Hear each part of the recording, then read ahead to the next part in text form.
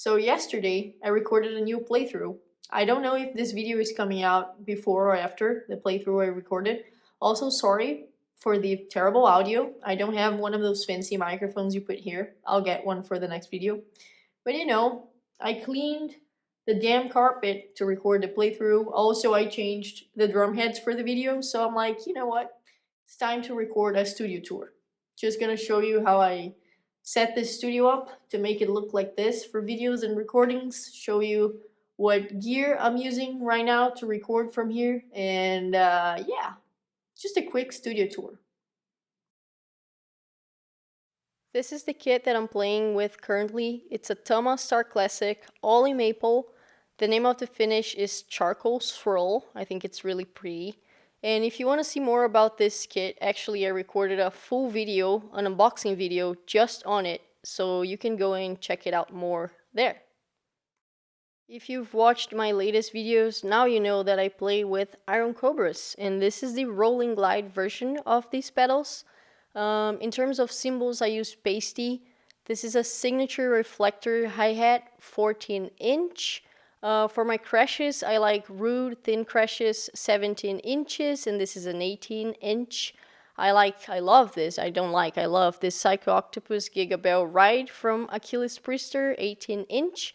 And I use the Novo China 18-inch root cymbal too.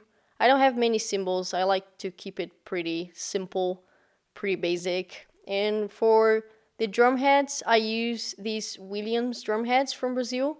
These series are called Target. I like them for the toms, also for the kick. And for my snare, my favorite one is this WC2M Maximus. It has a very good rebounds for blast beats. I use Vincent drumsticks.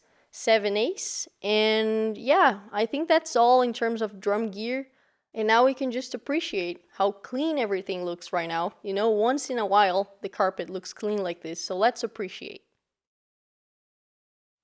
This is what I have for recording basically everything that I do from home, like band prep productions and my playthroughs. It's a Focusrite Interface 1820 and with an Octopreg connected to it. And I mean, what can I say? I don't understand a whole lot about recordings, but it's a pretty reliable interface, so yeah.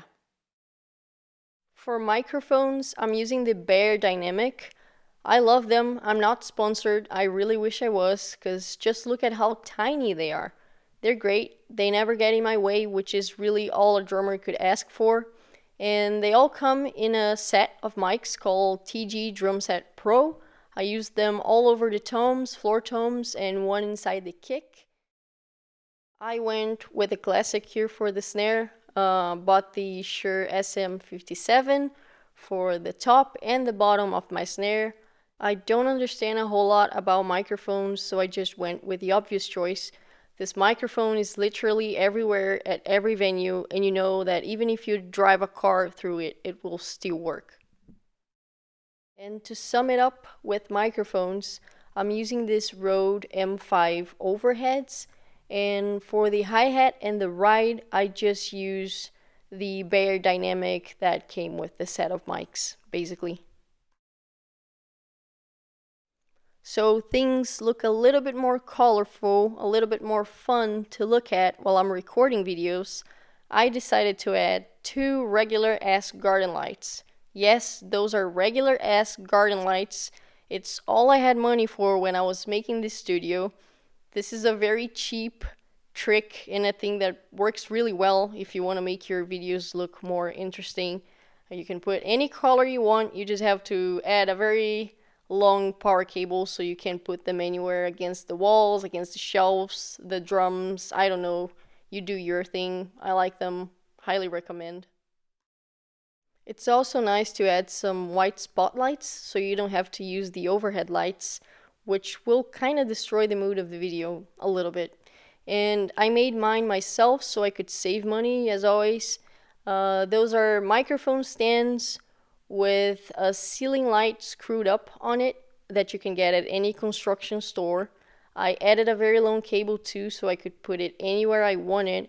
And that's a cooking kind of paper that won't catch on fire if the light gets too warm and will diffuse the light a little bit so it's not too harsh. Never enough with the freaking LEDs. So I also bought one of those trendy sunset lights. I think it makes my wall look a little bit more interesting, against the frames there. I don't know. It's a fun gadget. And to finish up with my studio, these are my shelves, the cheapest shelves you could find on the market. They looked even cheaper when they came in, like intensely cheap. So I decided to spray paint black into those structures. It was like shiny black before, so not cool. Also sanded down the wood, added some varnish, and now they look a little more decent, I guess. You can add whatever the fuck you want on them and make a cool background for your video. This is what I've done. Put absolutely everything I had on those shelves, let me tell you that. That's it. This is my studio. I hope I did a good job in covering everything that I have here and how I've done it. I never spent too much money with the way that my studio looks, but I think it's looking pretty nice now for videos. I also just got the microphone, so now I started to record playthroughs with live sound instead of just playing on top of studio tracks like I did before. Yeah, this studio has been an ongoing project of mine for a long time, but just now I had the time to really stop, take a look, and add the things that I love into it. And it looks pretty cozy, I gotta say. If you're starting your own space, like I said, hope you can make it in the cheapest and the best way possible to your taste. And thanks for watching.